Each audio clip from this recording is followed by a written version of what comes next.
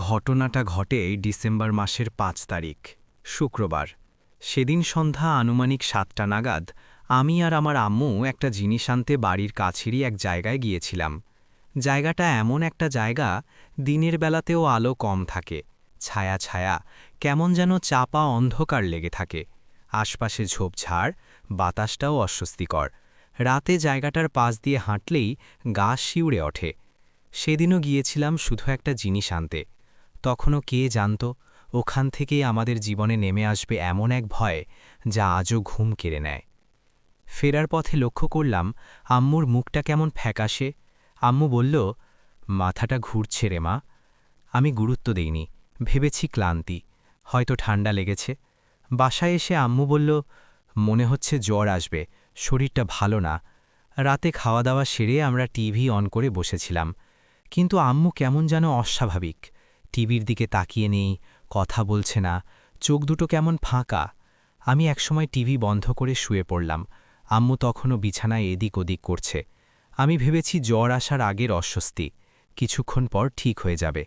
আমি ঘুমিয়ে পড়েছিলাম। ভোর ৫টার সেই চিৎকার। হঠাৎ ভোর ৫টার দিকে এক বিকট চিৎকারে আমার ঘুম ভেঙে যায়। ওমা, ওমা, আমাকে তোমার কাছে নিয়ে যাও। আমি দৌড়ে উঠে দেখি আম্মু বমি করছে, শরীর কাঁপছে, গলা ফাটিয়ে কান্না করছে। সেদিন রাতে আব্বু বাসায় ছিল না। আমি আতঙ্কে আব্বুকে ফোন দিতে লাগলাম, বারবার, একবারও ফোন ধরল না। আম্মু হঠাৎ ছোট বাচ্চার মতো আচরণ করতে লাগল, মেঝেতে শুয়ে পড়ছে, আবার দরজার পাশে গিয়ে হেলান দিচ্ছে। একদম অচেনা আচরণ। কিছুক্ষণ পর হঠাৎ কাউকেই চিনতে পারল না। একসময় দেখি আম্মু পুরো জিভ বের করে চোখ উল্টে উপরের দিকে তাকিয়ে আছে। সেই দৃশ্য আমি কোনো দিন ভুলব না। আমি দৌড়ে পাশের এক আন্টিকে ডাকি। উনি এসে এক ঝলক দেখেই আঁতকে উঠলেন, বললেন, এটা সাধারণ অসুস্থতা না। ঠিক সেই সময় আরেকজন প্রতিবেশী জানালো, তোমাদের আম্মু নাকি রাত ২টো থেকেই চিৎকার করছিল, আমরা ভেবেছিলাম অসুস্থ। আমার বুকের ভেতরটা ভেঙে পড়ছিল। যা বলা শুরু হলো। আম্মুর অবস্থা আরও খারাপ হতে লাগল। হঠাৎ আম্মু বলতে লাগল, ওই জায়গাটা পরিষ্কার কর, পরিষ্কার করলে আমি অনেক টাকা দিব, যাও পরিষ্কার করো। সে আমাদের জানালার পাশের ঝোপঝাড়ের দিকেই তাকিয়ে সব বলছিল। আন্টি পানি পড়া আর সুতো আনল। যখন আম্মুর মুখে পানি পড়া খাওয়ানো হচ্ছিল আর শরীরে পানি ছিটানো হচ্ছিল, আম্মু হঠাৎ আন্টির দিকে এমনভাবে তাকালো, চোখ দুটো বড় বড়, লাল, রাগে জ্বলছে। আম্মু চিৎকার করে বলছিল, ও আমার বুকে বসে আছে, শ্বাস নিতে পারছি না, মাথা খালি করে দিচ্ছে, আমার মাথায় কিচ্ছু নাই। আমি কাঁদছি, মাথা ব্যথায় ফেটে যাচ্ছে, কিচ্ছু বুঝতে পারছিলাম না, কি করব। পানি পড়া খাওয়ার পর আম্মু একসময় সেন্স হারিয়ে ফেলল। কিছুক্ষণ পরে আবার উঠে বাইরে যেতে চাইল। আমি জড়িয়ে ধরে বলছি, আম্মু কোথায় যাবা? আম্মু বলল, ওই জায়গায়, পরিষ্কার করতে হবে। অনেক কষ্টে জোর করে রুমে আনলাম। সারাদিন আম্মু কখনো হাসছে, কখনো কাঁদছে, জিভ বের করছে। আমি মনে মনে শুধু একটাই কথা বলছিলাম, আমার জন্য হলো, আমি না গেলে এটা হতো না। বড় আব্বুর আগমন। সন্ধ্যায় আব্বু এসে গেলেন। পরে আমার বড় আব্বু এলেন। উনি কবিরাজি বিদ্যা জানেন। লাল কালো সুতো তেল আনালেন, আম্মুকে বসালেন।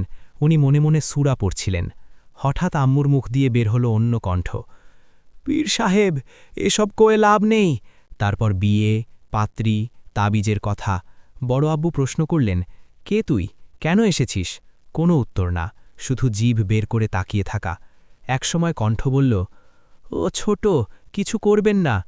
তেল দেওয়ার সময় আম্মু কেঁপে উঠছিল, কানে তেল পড়তেই ছটপট।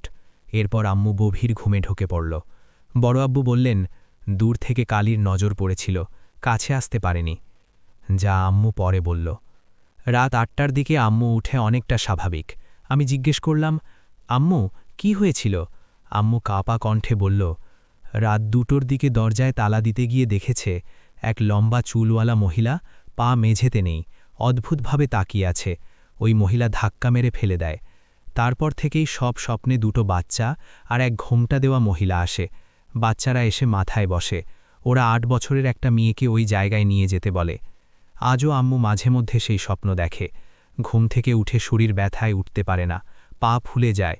আল্লাহর রহমতে আম্মু এখন বেঁচে আছে, না হলে আমি আজও বিশ্বাস করতাম না অশরীরী বলে সত্যিই কিছু আছে। এই লেখা পড়ে যদি গা শিউরে ওঠে, তাহলে দয়া করে লাইক, কমেন্ট ও শেয়ার করুন। আপনাদের প্রতিটা কমেন্ট আমাদের সাহস যোগায়। আল্লাহ আমাদের সবাইকে হেফাজতে রাখুন। আমিন।